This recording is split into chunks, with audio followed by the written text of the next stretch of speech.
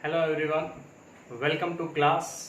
मैं धर्मेंद्र सोनी अपने YouTube channel chemistry classes by DS sir में आप सभी का हार्दिक स्वागत करता हूं, वेलकम करता हूं। तो डियर स्टूडेंट, आज के इस वीडियो लेक्चर के अंदर हम बात करेंगे कोऑर्डिनेशन कॉम्प्लेक्स के important topic crystal field theory से रिगार्डिंग सीएफटी जिसको बोला जाता है।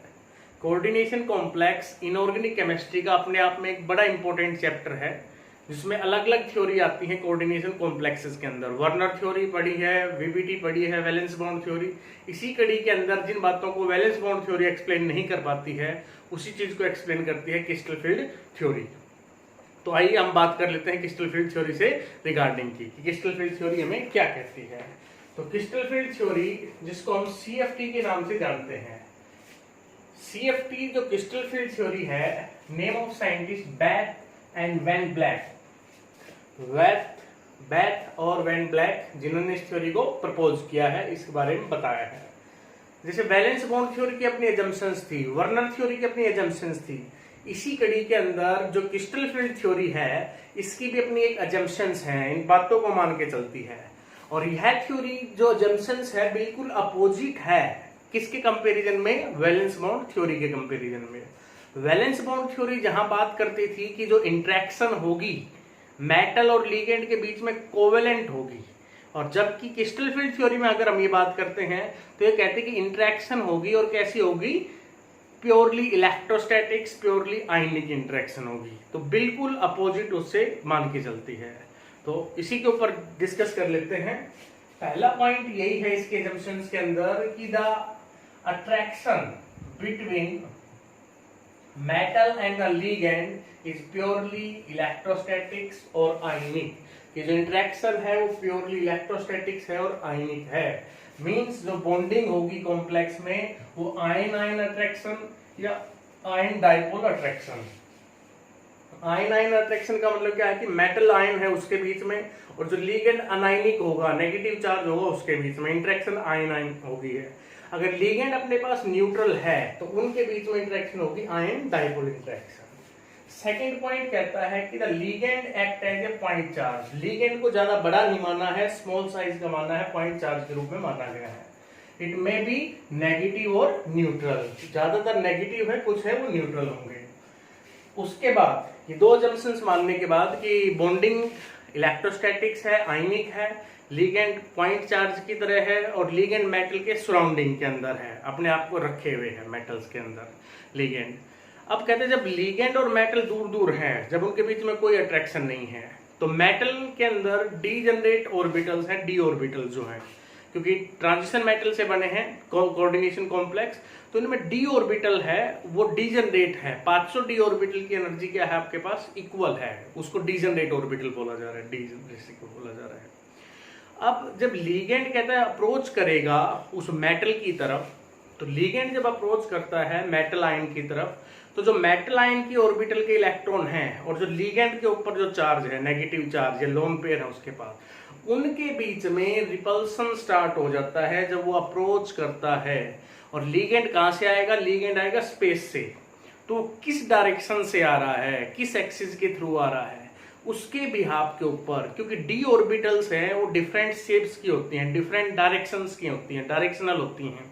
तो जिस डायरेक्शन से लिगेंड आएगा उसके ऊपर डी ऑर्बिटल के ऊपर इफेक्ट ज्यादा होगा और वो डीजनरेसी ब्रेक हो जाती है। और वो डीजनरेसी ब्रेक हो जाना ही क्या कहलाती है? क्रिस्टल फील्ड स्प्लिटिंग कहलाती है। तो बड़ा अच्छा क्वेश्चन सीबीएसई एग्जाम के अंदर पूछा जाता है, what is crystal field splitting energy, CFSE। Even जो ग्रेजुएशन के स्टूडेंट हैं, बीएससी कर रहे हैं, वहां पर भी क्रिस्टल फील्ड थ्योरी आती है और वहां पर भी ये क्वेश्चन आता है कि what is CFSE, crystal field splitting energy या क्रिस्टल फील्ड स्टेबलाइजिंग एनर्जी भी इसको बोला जाता है। तो उसकी डेफिनेशंस क्या होगी? पहले तो समझना है कि CFSE आ क्यों रही है, क्या कारण है। तो डीजनरेसी क्यों ब्रेक हो रही है, या डीजनरेसी का क्या मतलब है? डीजनरेसी का मतलब था कि डी की 5 ऑर्बिटल की एनर्जी का सेम होना, इक्वल होना। लेकिन लिगेंड जब अप्रोच करता है, लिगेंड स्पेस से आता है, पर्टिकुलर किस डायरेक्शन से अप्रोच कर रहा है उस ऑर्बिटल के ऊपर इफेक्ट ज्यादा होगा, इसलिए वो ऑर्बिटल्स थी डी की वो 2 सेट के अंदर डिवाइड हो जाती है।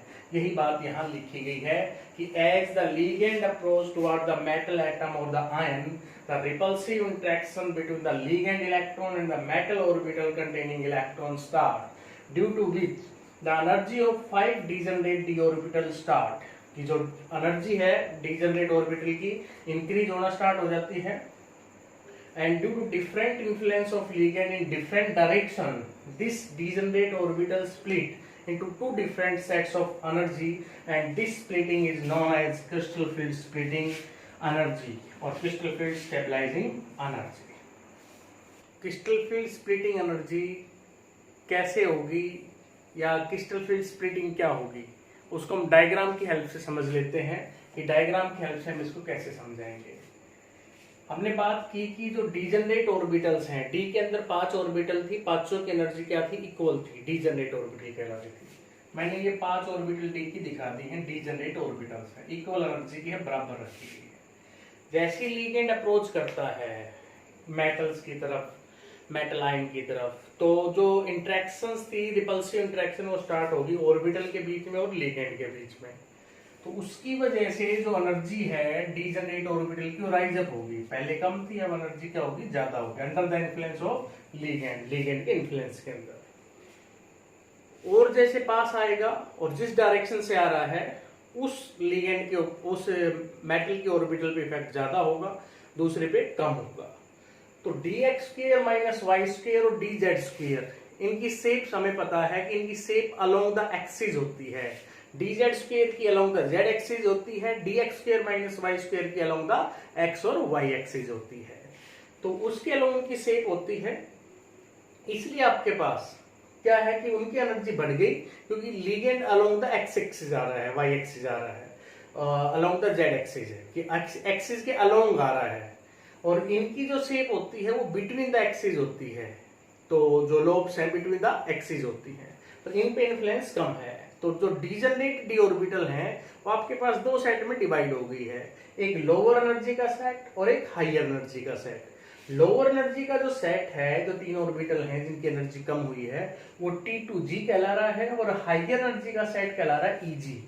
और ये जो सेंटर है बीच का, यहाँ एनर्जी 0 मानी गई है, इसके कंपेरिजन में 0.6 डेल नोट बढ़ गई है और 0.4 कम हो गई है, वो माइनस साइन से रिप्रेजेंट करने की, इतनी एनर्जी अपने पास कम हो गई है इस केस के अंदर। और ये जो जीरो एनर्जी का सेंटर है, this is called barycentre, इसको बेरी सेंटर बोला गया है जीरो एनर्जी सेंटर को। इस गैप को डेल नोट भी बोल देते हैं। ओ फॉर ऑक्टाहेड्रल है कि ये स्प्लिटिंग ऑक्टाहेड्रल के लिए है, या CFSC भी बोल देते हैं। इसका ओवरऑल मैग्नीट्यूड क्या होगा, वो ये 10 dq के भी बराबर हो सकता है, dq की टर्म में अगर हम बोले तो, और 3/5 डेल नोट और या 2/5 डेल नोट, और फ्रैक्शन हटाकर डेसिमल में निकालेंगे तो ये वैल्यू अपने पास आ जाएगी।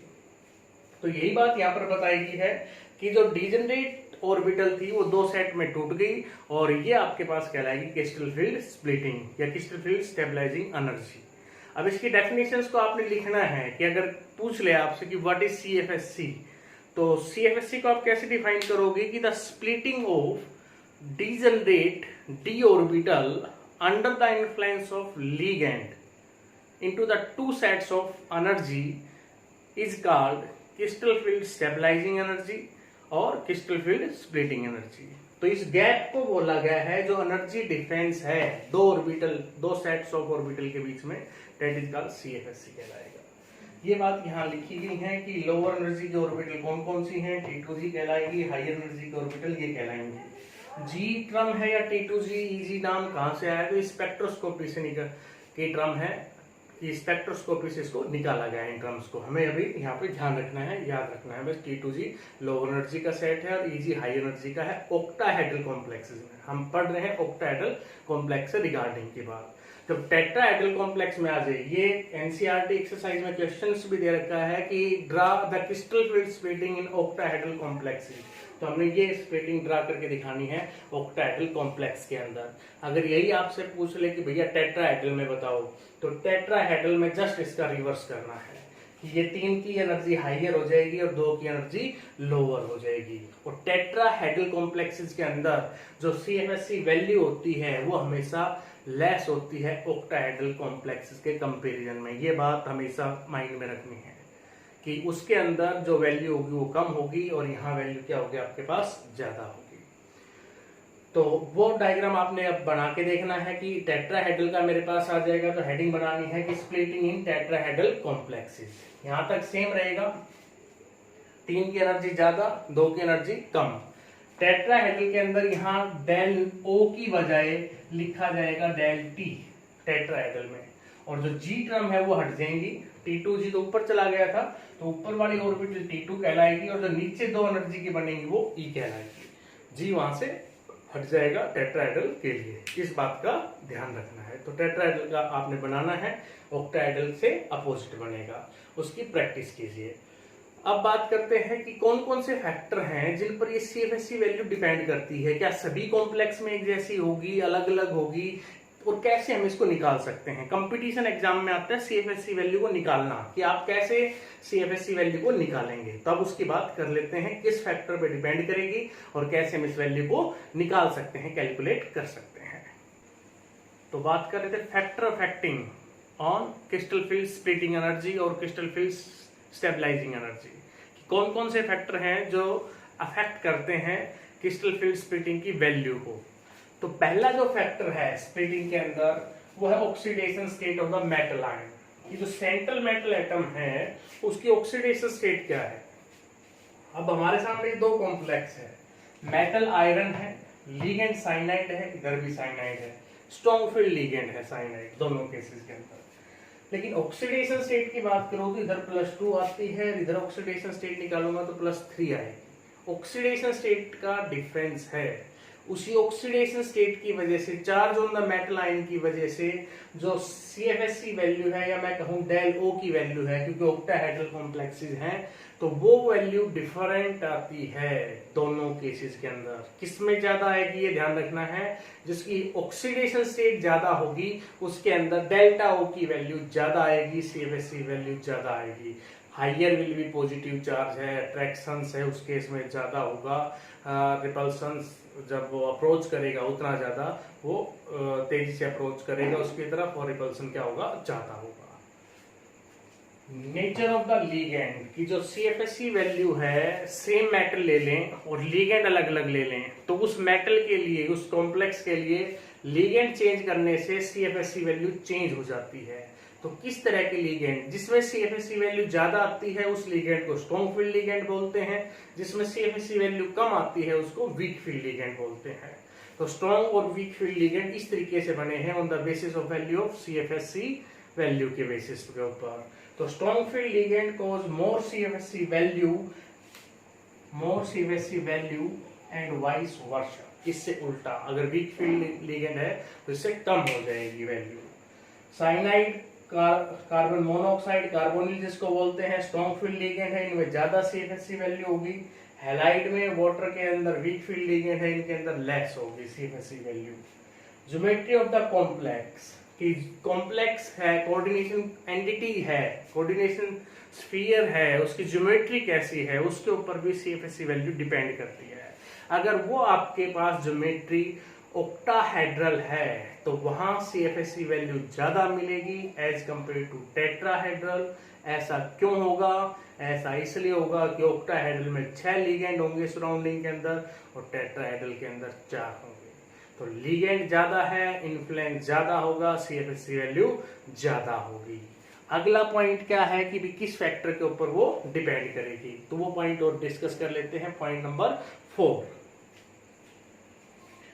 तो पॉइंट नंबर 4 क्या कहता है? पॉइंट नंबर 4 ये कहता है अपने पास कि मेटल कौन सी सीरीज से बिलोंग कर रही है, कि series of the metal ion, कि कौन सी मेटल आयन के ऊपर। तो नेचर ऑफ मेटल आयन,